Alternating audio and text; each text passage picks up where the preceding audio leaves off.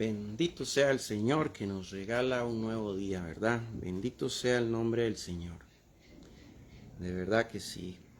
Ahí donde usted se encuentra, dele gracias al Señor. Dígale al Señor gracias. Gracias por el nuevo día. Gracias por la oportunidad que nos das de poder tener un día más en nuestra vida, ¿verdad?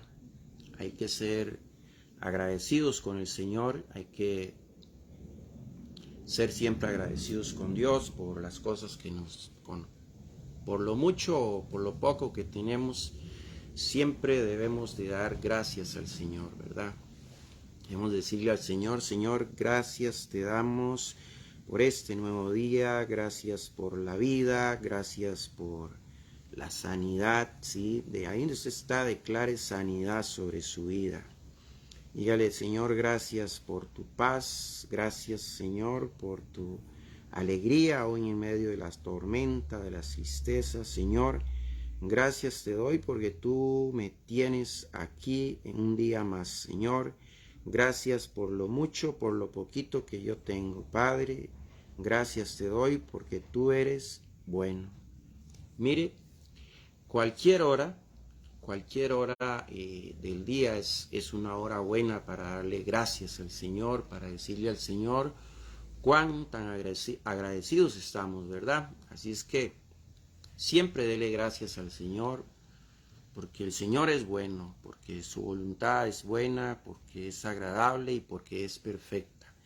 Eso dice la palabra del Señor. A veces, cuando decimos que la voluntad del Señor es buena, agradable y perfecta, a veces nos cuesta mucho entenderla, porque a veces nosotros cuando pedimos algo queremos que todo sea ya, que sea en el momento que yo lo quiero, que sea ya.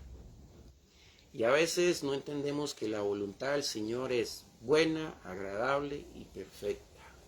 Es decir, que la voluntad del Señor es que siempre las cosas sean para bien, que siempre las cosas sean buenas. Agradable porque a Él siempre le gusta que todo lo que nosotros hagamos le agrade a Él, pero a veces por eso permite dar un tiempo a veces a lo que le estamos pidiendo, porque hay cosas que quizás no le agradan a Él, entonces Él nos permite un tiempo para que las cosas sean del agrado de Él. Y perfectas porque el Señor todo lo que hace, lo hace perfecto. En su tiempo, pero lo hace perfecto. Así es que donde usted está, dele gracias al Señor, confíe en el Señor. Yo le quiero decir a usted en el nombre de Jesús que hoy todo va a estar bien, todo va a salir bien, que debemos de estar confiados en el amor y la misericordia del Señor, ¿verdad? Él que tiene sobre sus manos, sobre sus brazos el control de nuestras vidas. Él que desde su corazón, desde sus manos, sus brazos, Él controla los cielos, la tierra, el universo. Él controla todo, absolutamente todo. Entonces, controla nuestras vidas. Siempre dele gracias al Señor porque el Señor es bueno. Pero como les decía, a veces nosotros no entendemos por qué cuando muchas veces le pedimos algo al Señor no sucede en el tiempo que nosotros queremos que suceda. Se da que muchas veces le pedimos al Señor, yo no sé usted cuántas veces usted ha doblado sus rodillas, usted ha llorado, usted ha derramado su corazón delante del Señor. Tal vez usted sí realmente se ha postrado, como dicen, ¿verdad? Pero resulta que pareciera que esa oración como que no la escuchó el Señor, como que no ha llegado a los oídos del Señor, y usted de pronto y se pone un poco como frustrado o frustrada porque cree que el Señor no le escucha, porque usted siente en su corazón que usted realmente hizo una oración de fe, que usted realmente le creyó al Señor, y sin embargo usted ve que lo que usted le está pidiendo al Señor, carajo, no se le da. Mire, yo le quiero decir a usted que no es en el tiempo del Señor, no es en el tiempo nuestro, sino en el tiempo del Señor.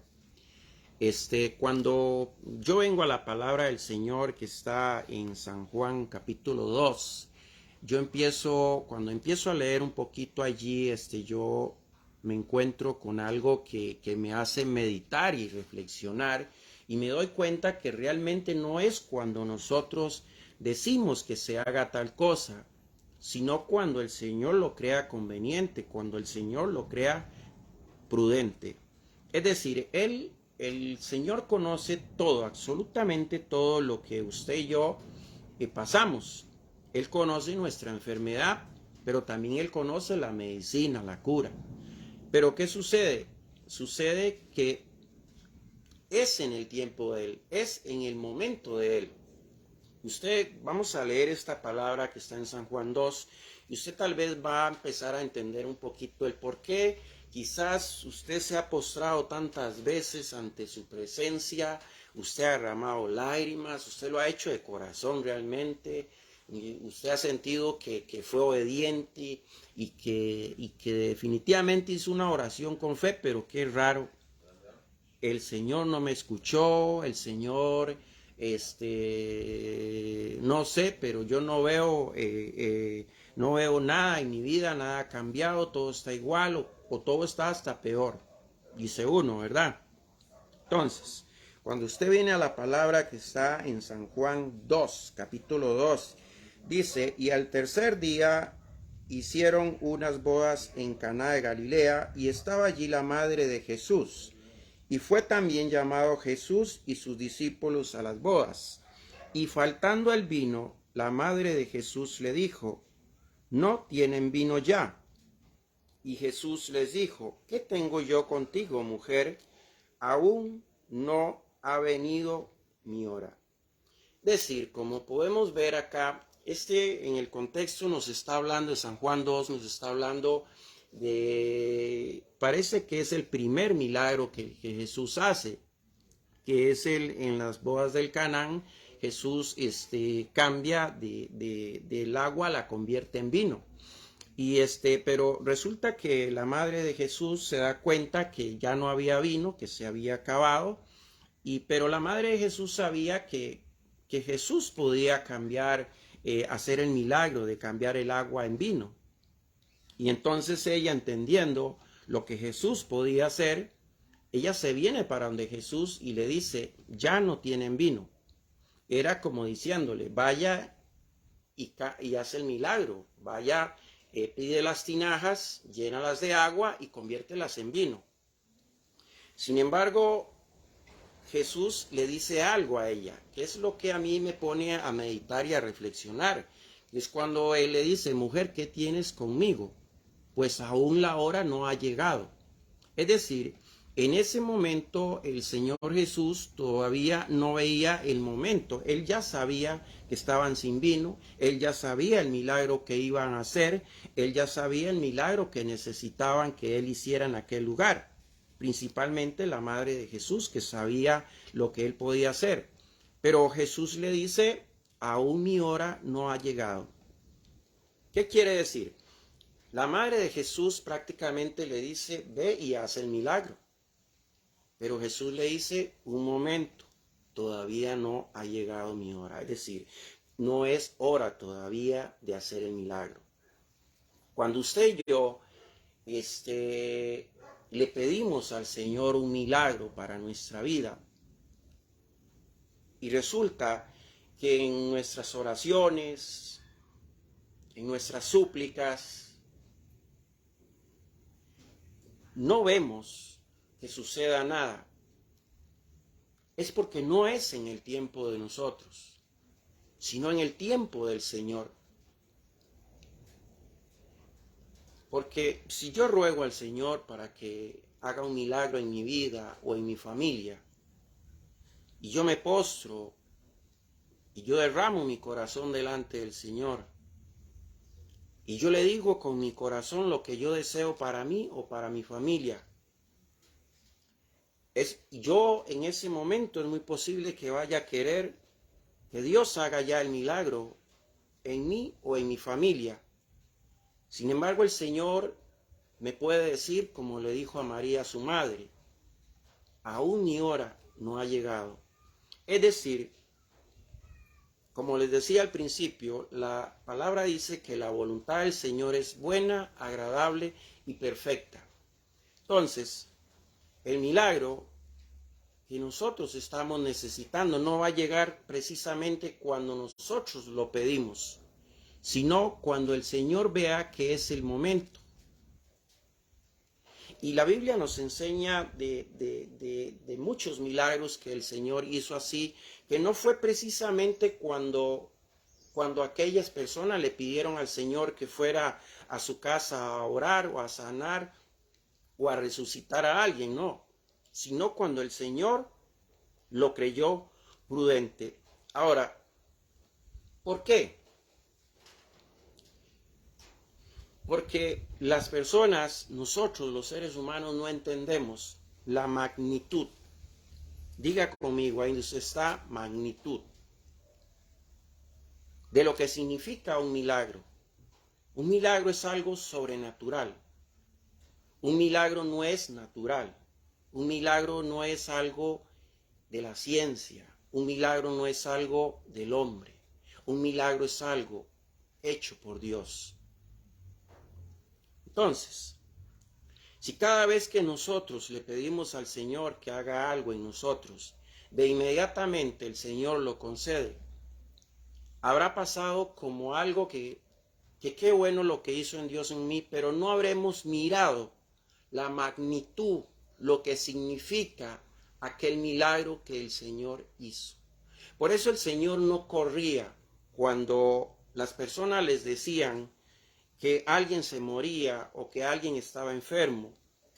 Él no corría a aquel lugar, porque él siempre esperaba a que las personas ya dieran por un hecho que aquello era imposible, que aquello no iba a suceder, para él ir y entonces glorificar a Dios con su poder de sanación, con su poder de libertad, porque liberaba a las personas de los demonios también, sanaba a las personas de sus enfermedades y traía vida a los muertos. Solo era la única forma en que las personas iban a poder entender la magnitud de lo que significa un milagro. Cuando una persona, yo no sé si a usted le ha pasado o si usted ya se ha dado por vencido o vencida, y en lo que usted tanto le ha pedido a Dios no ha podido ver la mano de Dios en su vida, en su milagro, lo que usted desea. Pero cuando una persona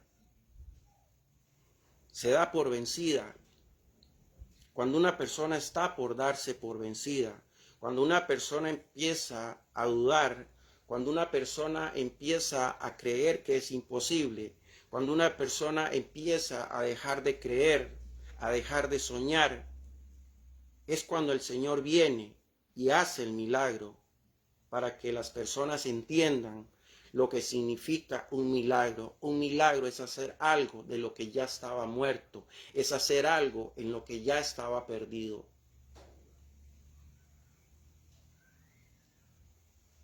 La Biblia nos habla en Marcos 5 de la hija de Jairo. Jairo, un principal de la sinagoga. Dice que era una niña que cuando Jairo habla con Jesús, él le dijo que la niña moría, que la niña se le moría.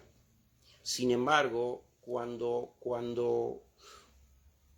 Jairo dice que se postra a los pies de Jesús y le dice que vaya, dice que postrado se postró a los pies del Señor Jesús y le dijo que fuera, y el Señor resucitó a aquella niña. Y así nos habla que en ese mismo tiempo en el cual iba rumbo a la casa de Jairo, dice que una mujer con un flujo, que tenía una enfermedad de un flujo de sangre, que tenía 12 años, imagínese usted lo que significaba un flujo de sangre en aquel tiempo.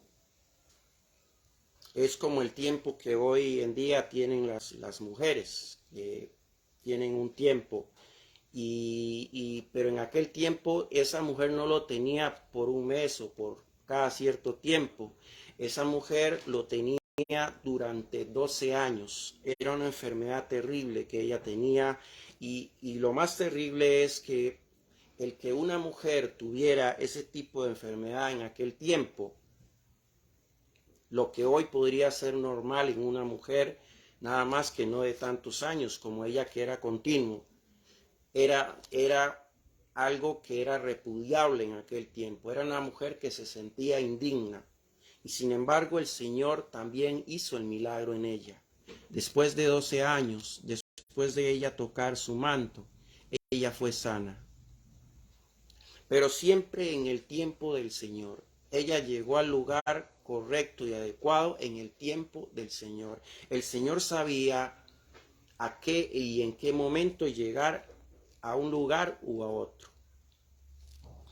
La palabra de Dios dice que tenía 12 años, dice, en aquellos tiempos. Dice que era una mujer indigna por su enfermedad. Imagínese usted lo que significaba eso en aquel tiempo. Un flujo de sangre en una mujer era algo que era señalada. Pero la Biblia nos habla también de Lázaro. La Biblia nos habla de que aquellos fueron y le buscaron a Jesús. Jesús era un gran amigo de Lázaro y de María y de Marta. Y ellos, cuando encontraron a María y Marta, mandan a decir, diles que el que él ama se está muriendo, está enfermo. Dile que corre, que venga para que lo sane y no muera. Esas eran las hermanas de Lázaro que habían mandado a buscar a Jesús. Ellos eran muy amigos. Hay que acordarnos que María era la que había enjugado los pies del Señor Jesús y los había limpiado con sus cabellos. Ella le había ungido al Señor con aquel ungüento y le había limpiado sus pies con sus cabellos. Entonces él los amaba. Sin embargo, vemos que la palabra de Dios dice que Jesús, cuando le dijeron, el que tú amas se está muriendo, es necesario que vayas para que no mueras, la palabra de Dios nos enseña que Jesús no fue inmediato, no corrió. Jesús se quedó en aquel lugar 2 días más. Tanto así que cuando Jesús ya va a aquel lugar, todos se encuentra a todo el pueblo llorando, se encuentra a las hermanas de Lázaro llorando y de alguna forma reprochándole del por qué no había ido a aquel lugar en el momento que ellas le habían pedido que fuera, para que Lázaro no hubiese muerto. De hecho, es interesante ver que una de las muy pocas partes que dice en la Biblia que Jesús lloró fue ahí. Dice que Jesús se conmovió al ver a la multitud llorando, al ver cuánto lo amaban. Dice que él se conmovió y lloró. Entonces, lo que yo quiero hacer ver acá, y lo que el Señor quiere hacer ver acá en esta palabra, es que no siempre que alguien le pedía un milagro al Señor, él corría. Él sabía, él tenía el tiempo perfecto para cada milagro.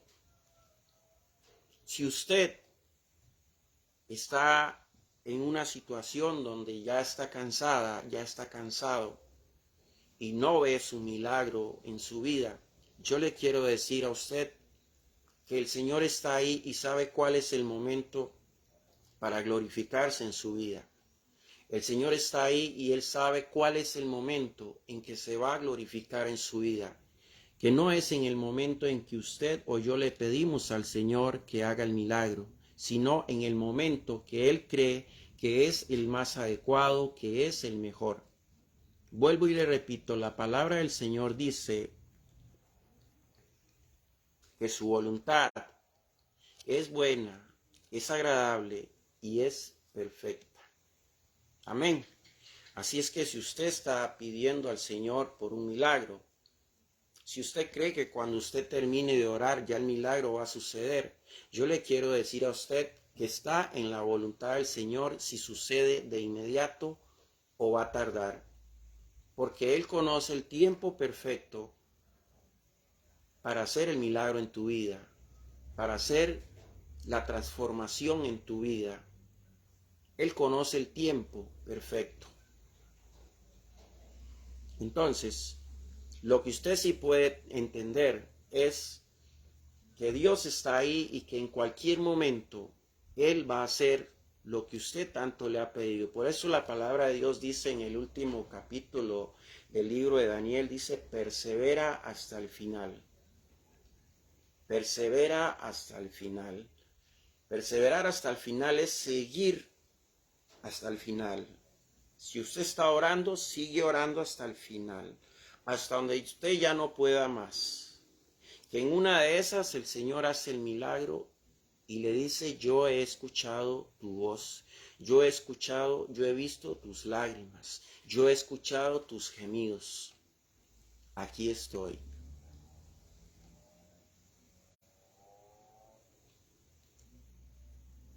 San Juan 4:47 al 50 nos dice, nos habla de el hijo de un oficial. San Juan 4:47, 50. Dice que un oficial de la guardia va y le dice al Señor también que su hijo está enfermo. Este es otro de los cuales Jesús hace el milagro y le sana, pero no siempre era cuando las personas le decían al Señor, ¿sí? Así como la madre de Jesús que llega y le dice, no tienen vino. Era como que María le estaba diciendo a Jesús, ve y hace el milagro, cambia el agua en vino. Pero Jesús le dice, mujer, ¿qué tienes conmigo o qué tienes contra mí? Pues aún no ha llegado mi hora. Y María, entendiendo que era la voluntad de Él y el momento de Él, María solo va y le dice a sus discípulos, haced todo lo que Él os diga. Ella entendió que no era en el tiempo de ella en que se iba a hacer el milagro, sino en el tiempo en que el Señor Jesús lo creyera conveniente. Cuando usted y yo oramos por un milagro, no necesariamente el milagro va a ocurrir cuando usted y yo terminemos de orar. Pueden pasar horas, pueden pasar días, pueden pasar semanas, pueden pasar meses, pueden pasar años, pero el milagro va a ser, pero de acuerdo en el tiempo del Señor. Yo no vine a usted a decirle acá en esta tarde, en el nombre de Jesús, yo no vine a decirle mentiras, a engañarle. Yo vine a decirle a usted lo que dice la palabra de Dios, y lo que dice la palabra de Dios es que los milagros ocurren siempre en el tiempo del Señor Jesús. Pero también la palabra dice que la voluntad del Señor es buena, agradable y perfecta. Es decir, nosotros tenemos que aprender que un milagro no es como ir a una pulpería y pedir una libra de azúcar.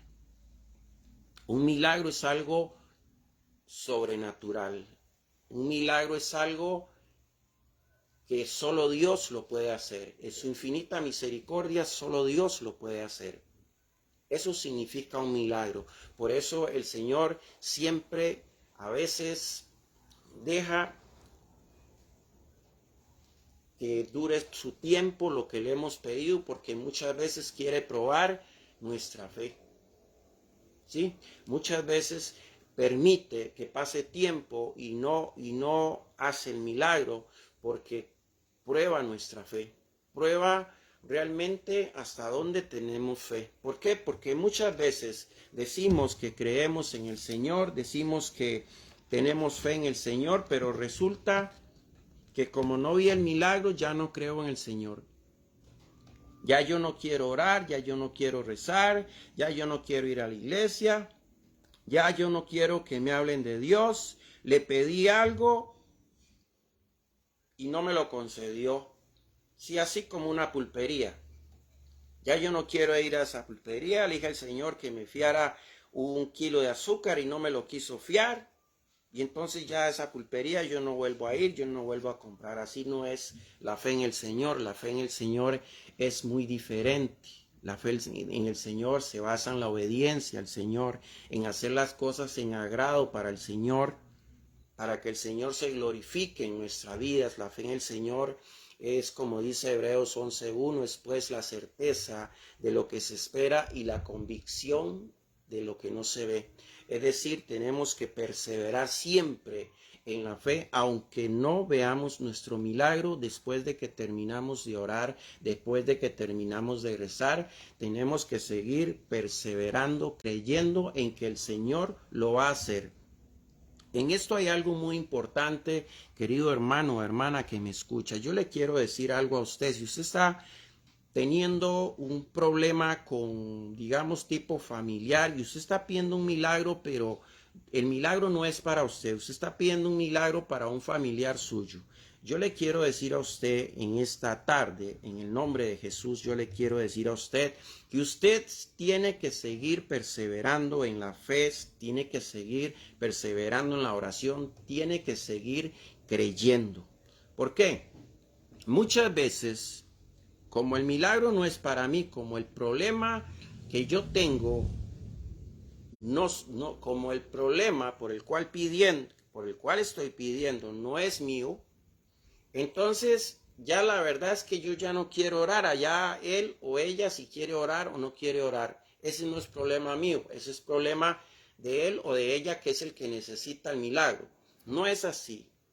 La palabra del Señor nos enseña que muchas veces el Señor obró en muchas personas, no precisamente por la fe de esas personas, sino por la fe de alguien que intercedió por ellos.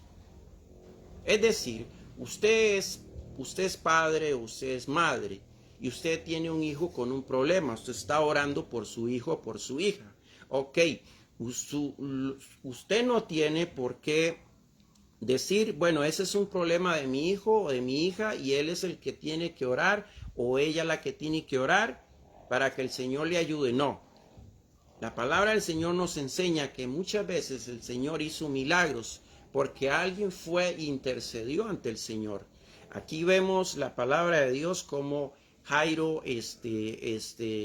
va y dice que se postra ante el Señor y dice que el Señor resucita a la hija, ¿verdad? Aquí vemos como